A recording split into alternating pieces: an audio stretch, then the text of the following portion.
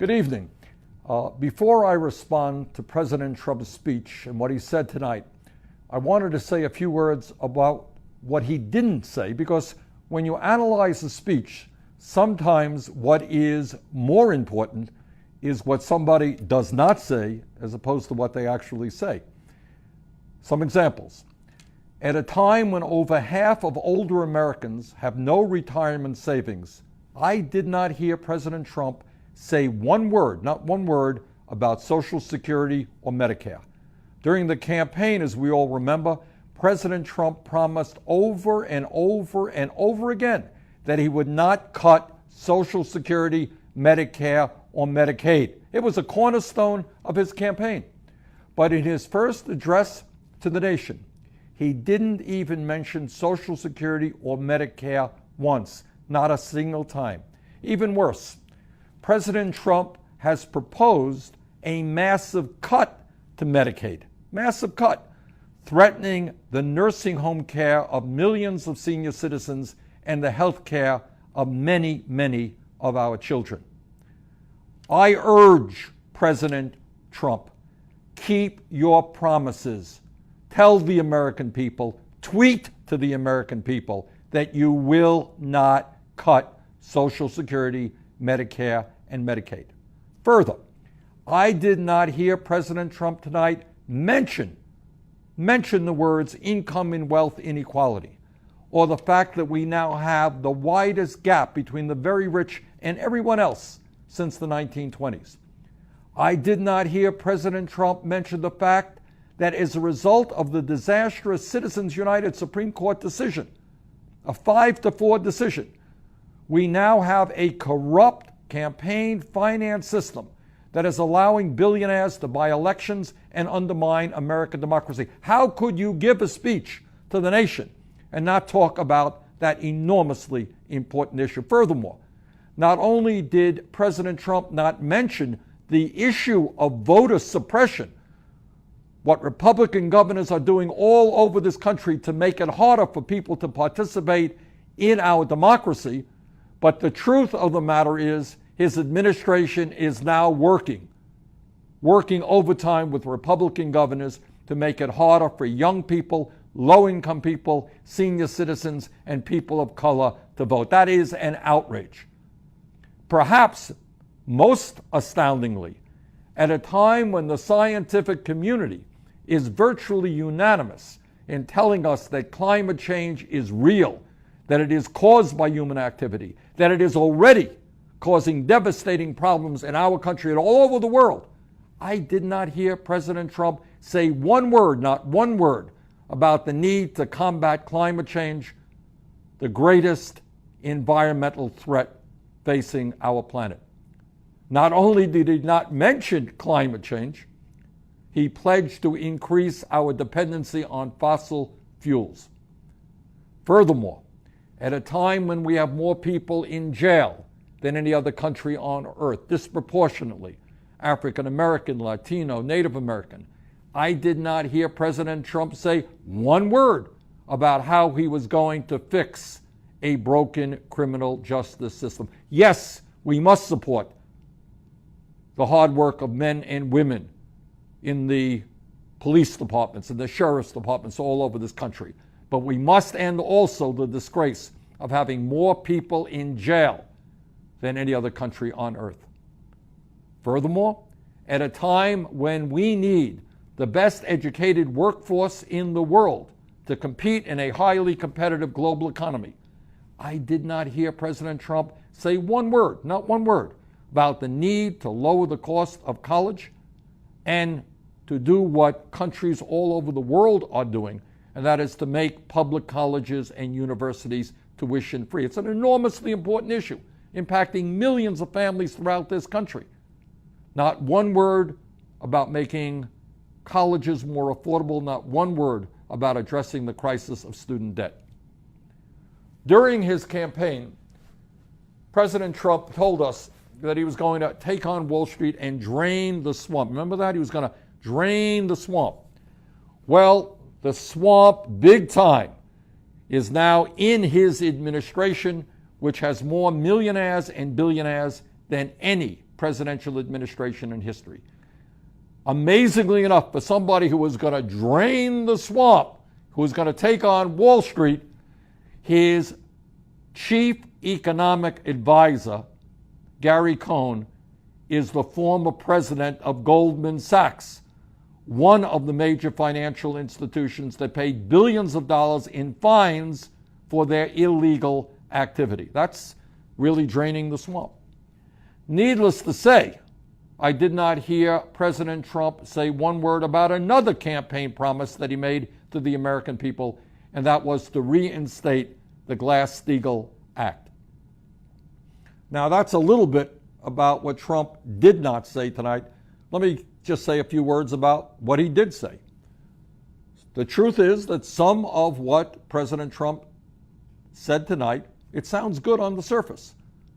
But it doesn't sound so good if you dig just a little deeper beneath the surface. President Trump told us that we need to invest $1 trillion in our infrastructure, in our crumbling infrastructure, to create millions of new jobs. And you know what? He is absolutely right. That's something that I have been working on for years. But the specifics of the financing plan that he has provided us so far are absolutely wrong. We cannot rebuild our infrastructure by providing billions of dollars in tax breaks to Wall Street and large corporations. Donald Trump said tonight that we need to promote clean air and clean water. And to be very honest with you, because I was only a few feet away from the president, I had a difficult time not laughing out loud when he said that.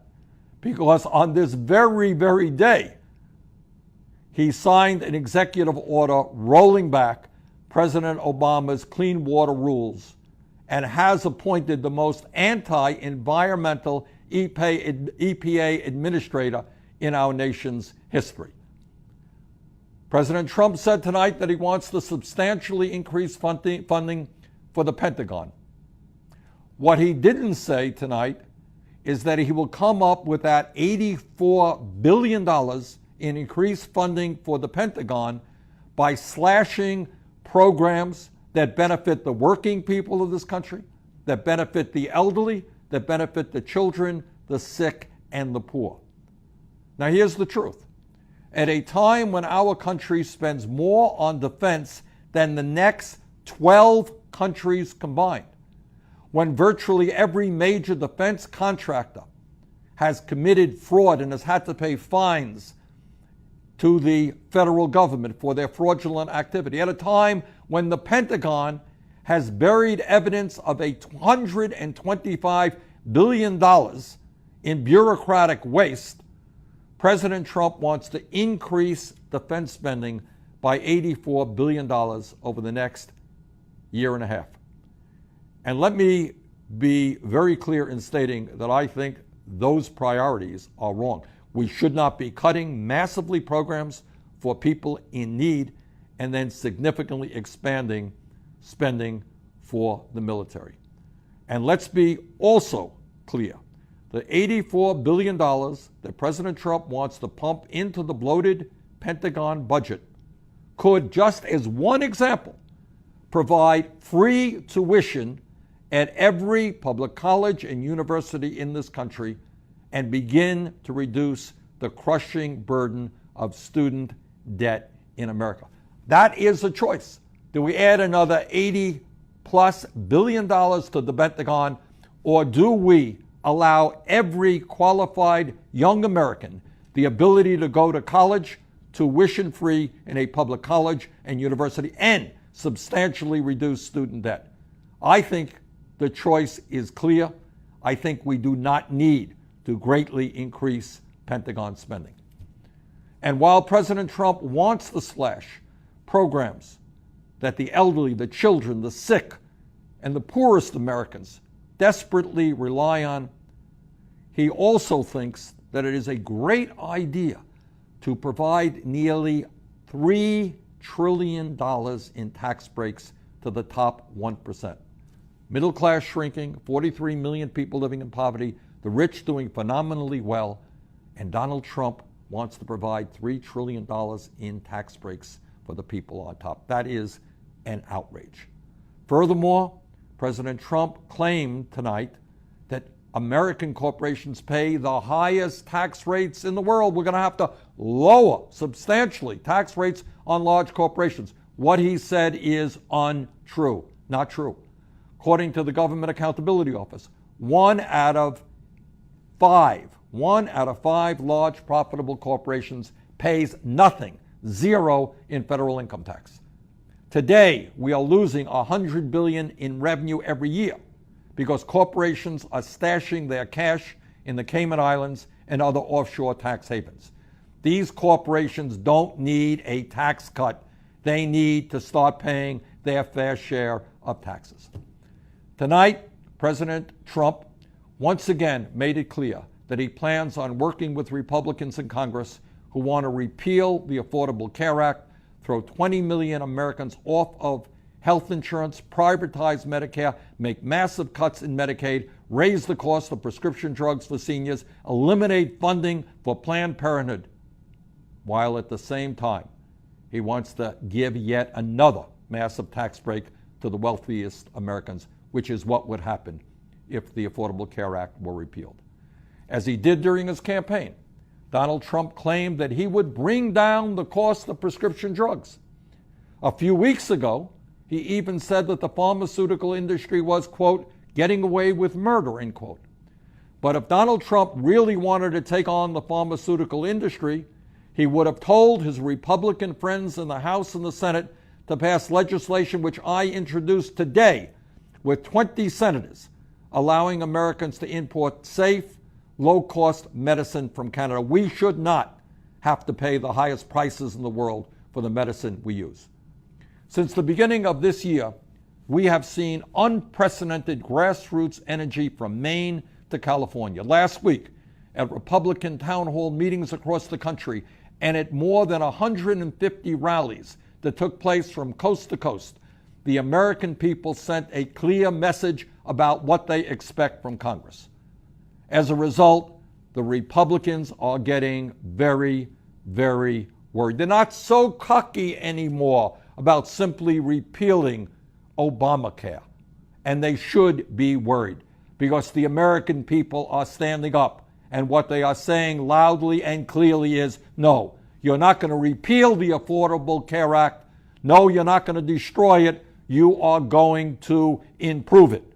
And in my view, what we must be doing right now is not only defending the Affordable Care Act, not only improving the Affordable Care Act, we have got to move forward to join the rest of the industrialized world and guarantee health care to all people as a right, not a privilege. We must go forward towards a Medicare for all single-payer program. But defeating these attempts to destroy the Affordable Care Act and transfer even more of our nation's wealth to Donald Trump and his billionaire friends is going to take all of us coming together and making our voices heard. Those of you who attended rallies or town hall meetings, keep showing up, keep calling Congress, and continue the fight. The Republicans are now on the defensive, and we've got to continue to push them back. Those of you who haven't taken action yet, we need your voices. We need your action. Only together, when millions of people stand up and fight for economic justice, for social justice, for racial justice, for environmental justice, only then can we create the political revolution that will turn this country around. Thank you all, and have a great evening.